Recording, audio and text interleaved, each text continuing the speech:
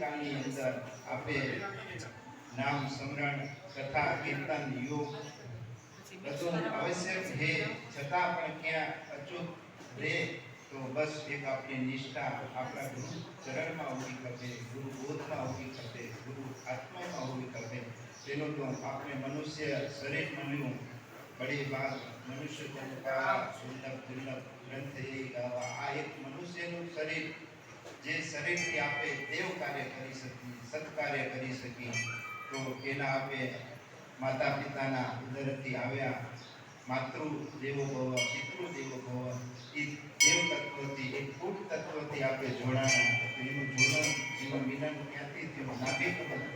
નાભીથી આપણું એનું પોષણ થયું, ત્યારે દેવ તત્વથી આપણે આ મનુષ્ય મળ્યો, પછી દેવ કાર્ય કરવા માટે આપણે આગળ નીકળ્યા તો દાંપત્ય જીવન મળ્યું, પતિ પત્નીનું જે એક પ્રેમ સાધવાથી સદાનું એની જોડાણ ક્યાં છે? છેડા જોડીથી પ્રેમ તત્વથી છું એમાં એનું મિલન કરી વચમાં ગાંઠ આવે, પણ એ કોણ આપે ગાંઠ? એ આપણે નિયાણી આપે.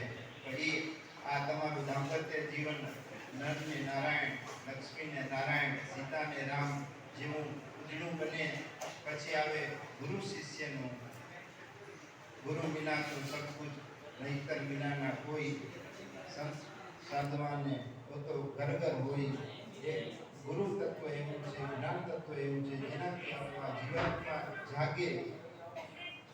જે ગુરુ વિના ભવની તરાઈ કોઈ, જો વિનાથી સંકર્ષણ હોય. આદિ ગુરુ શિવ ભગવાન ઈષ્ટ રામનું સ્મરણ કરે, રામ ભગવાન શિવનું સ્મરણ કરે, ગુરુ શિષ્યનો જે નાતો છે એ પ્રગતિ છે. આ આપણે ગુરુના ચરણોમાં આવે તો ગુરુ શ્રવણ કરાવે, કાનથી બોધ આપે, ગુરુ મંત્ર આપે. જે મંત્રનો જાપ કરવાથી આપણું આ કામ ક્રોધ લોભ મોહ જે છ ઇન્દ્રિયો છે, વિકારો છે, એ વિકારોને દૂર કરી દેવ તત્વ ઉપર આપણે જઈ ભક્તિ માર્ગમાં જઈ. એની માટે આપણે શ્રવણમાં નાદ આપે, કંઠમાં તુલસી આપે, તો એ કંઠમાં તુલસી ધારણ કરી ઓમ નમો ભગવતે વાસુદેવાયનું સ્મરણ કરો. કંઠ ઉપરનો જે ભાગ એ તુમ ચરણ આય બોધ પાય, કે આપણે બોધ થયા પછી ગુરુ બોધ દીધો એ કંઠમાં આપે, કંઠી ધારણ કરી મસ્તક એ ગુરુના ચરણોમાં નમાવું. નમાવું નથી, ગુરુના ચરણોમાં અર્પણ કરી દેવાનું. મસ્તક શું કામ કરે? તો પેલું તો આ દ્રષ્ટિથી જોવે આ સંસારને, તો ગુરુ તત્વ સદગુરુની દ્રષ્ટિ રાખીને આ સંસારને જોવાનો હોય, આ માયાજાળમાં જોવાનું હોય કે આપણે સંસારની અંદર રહી ગુરુ તત્વને સેવાના. પછી શ્રવણે, તો શ્રવણ સદગુરુના મંત્રરૂપી સદગુરુની દ્રષ્ટિ રાખીને જે શ્રવણ કરવાનું, સાંભળવાનું ઘણું બધું હોય, પણ છતાંય આપણું સત્કાર્ય દેવ તત્વમાં જે ઇન્દ્રિયો વળગી રહે એવું શ્રવણ કરવાનું હોય આ ગુરુ દ્વારાથી. પછી બોલવાનું હોય મંત્ર મમ દ્રઢ વિશ્વાસા, કે આ આપણું સ્મરણ ને આપણું મનન એવું બનાવવું. ઘણા માતાઓ કે બાપુ કે ઘરમાં કે મન નથી લાગતું, કે કંટાળો આવે.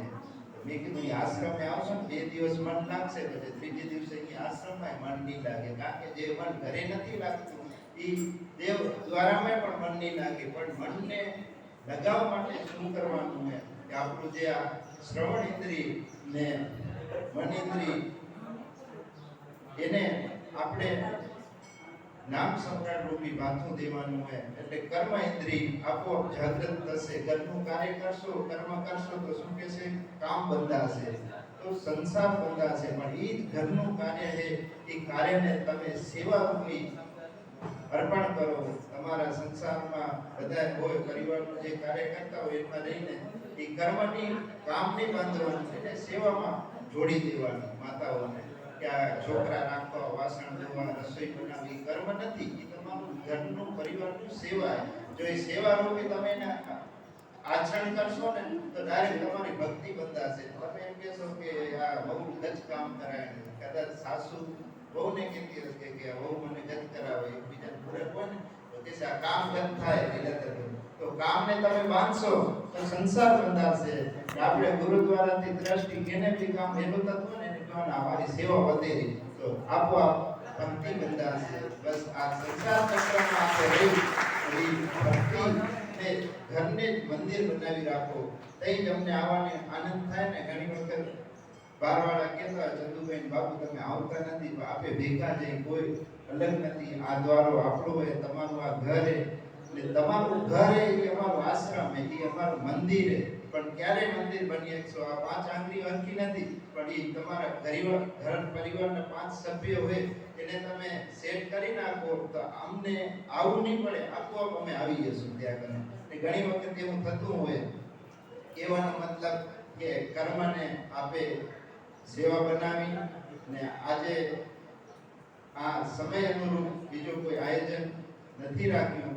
ઘણાને બાપુ ઈચ્છા એ કે બાપુ ભોજન તો કરશું, પણ એ કે આ શ્રવણની જરૂર છે. તો એ જ તો ગુરુદ્વારેથી 2 વર્ષ પહેલા આપણે ગુરુ પૂર્ણિમામાં લેસન આપ્યું હતું. ઘરે કેટલા જણા લેસન કરે માતાઓ? કેમ કોઈની આંગળી ઊંચી નથી? એક આંગળી ઊંચી હતી. ભલે ક્યાંક હું એમ નથી માનતો કે તમે લેસન નથી કરતા, પણ ક્યાં ને કે હું લેસન નહીં કરતો ને એટલે તમે નથી કરતા, પણ હું તો લેસન કરું. આપણું લેસન એ હતું: ઓમ નમો ભગવતે વાસુદેવાય નમઃ, શ્રી દ્વારિકાધીશે નમઃ. ઓમ નમો ભગવતે વાસુદેવાય નમઃ, શ્રી જગન્નાથાય નમઃ. ઓમ નમો ભગવતે વાસુદેવાય નમઃ, શ્રી બદ્રી વિશાલાય નમઃ. ઓમ નમો ભગવતે વાસુદેવાય નમઃ, શ્રી લક્ષ્મીનારાયણે નમઃ. એ બેસીને હાલતા ચાલતા આ તમારા પરિવારની અંદર જે સેવા કરવા નથી કરવાનો, હવે આપણે ઘરે જઈને સેવા કરવાની. આપો કીધું લેસન આપણું સેવાનું, એ સેવાનું કર્મને સેવામાં ટ્રાન્સફર કરી નાખ્યું ને આ મંત્ર બોલજો. પછી હાલતા ફિરતા રાધે શ્યામ ગૌરી શંકર બોલમન સીતારામ 2 વર્ષ પહેલા લેસન આપ્યું હતું. ફરી પાછું તમને યાદ કરાવી દઉં: રાધે શ્યામ ગૌરી શંકર બોલમન સીતારામ. આ સુમિરન બનાવી રાખજો. તમે જો આનંદ કેવો તમારા ઘરમાં એમ થશે કે સદગુરુ મહારાજ અહીંયા ભેગા છે, અમે ક્યારે અલગ નથી. આ ગુરુ પરંપરા ભાણ સાહેબ, રવિ સાહેબ, મુરાર સાહેબ, ચરણ સ્વામી, સદગુરુ હરી સાહેબ, પછી આપણા મુકંદાસ બાપુ, પ્રિયાદાસ બાપુ, શ્રી લક્ષ્મીદાસ બાપુ, પછી આપણે જેમના સાનિધ્યમાં આપણે આજે આનંદ લઈ રહ્યા આપણા ગુરુ મહારાજ શ્રી શ્રી શાંતિદાસજી બાપુ ને આપણે કોટી વંદન કરી પ્રણામ કરી. આપણે કોઈ પુષ્પ નથી, કોઈ ભાવ નથી કે જે ભાવથી આપણે એમનું પૂજા કરી શકીએ, પણ એ પૂજા રૂપી ભાવ આજે હું તમારી મને માંગુ કે તમે ઘરમાં ભજન બતાવજો. આપોઆપ બધું આનંદ થતું આવશે. ભજન જ એક પરિપૂર્ણ એક હનુમંત વિપત્તિ પ્રભુ સોઈ, જબ તક સુમરન ભજન ન હોય. આ ભજન રૂપી માથું આવશે એટલે આ વિપત્તિ તમારા માટે એક સુખ જ થઈ જશે. કારણ કે દુઃખ એ ભક્ત માટે મોટા મોટું ફળ છે બાપા. દુઃખ એ ભક્ત માટે મોટા મોટું ફળ છે, કારણ કે એ ફળથી માણસ જાગૃત થઈ શકે.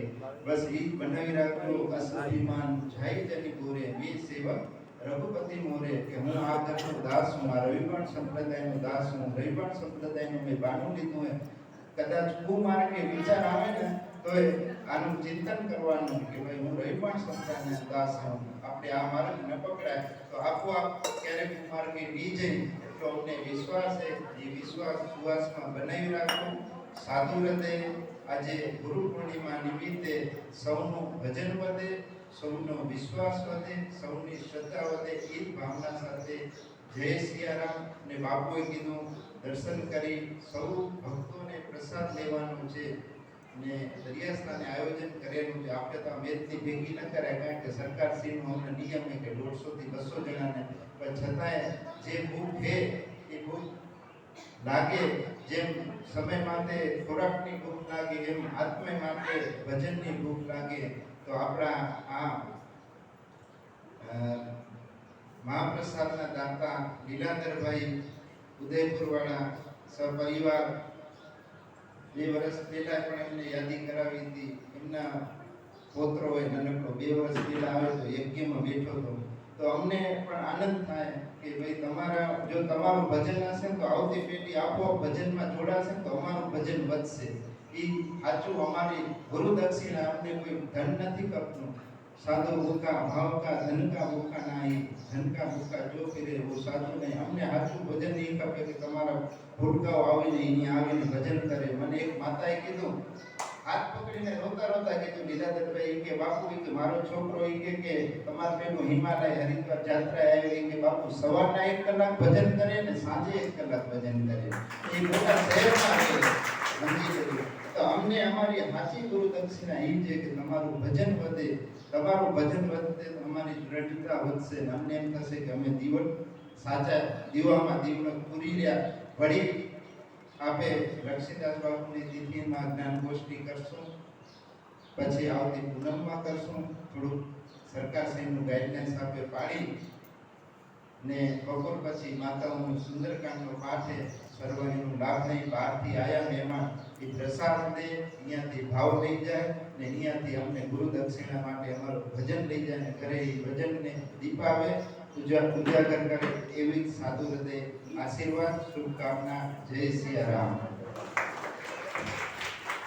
દરિયાસ્થાને મહાપ્રસાદની વ્યવસ્થા થઈ ગઈ। છોકરાઓ કીધું હતું કે બાપુ માણસો મતલબ ભક્તો એકઠા ન થાય તો 10 વાગે ચાલુ કરવું હોય પણ તમારો ભાવ જોઈ 11 વાગે તો આપે વ્યવસ્થાને જાળવી। અહીંયા નંદુભાઈ, છોટુભાઈ, ઉસ્તાદ બધા કામજી કાકા ને બધાનો સહયોગ ભજન ચાલુ જ રહેશે। પણ આપણે ધીરે ધીરે હું આમ છું પણ તમારું અહીંયાથી નથી નીકળતું પણ છતાંય આપણે સમય અનુરૂપ કે દરિયાસ્થાન બાજુ મહાપ્રસાદ નહીં, પહેલાં માતાઓ પ્રસાદ દેશે, પછી આ બધા નદુ ગોપાલ, પછી આપણે બધા પ્રસાદ દેશે। તમારી સાથે જ જમી। જય સિયારામ।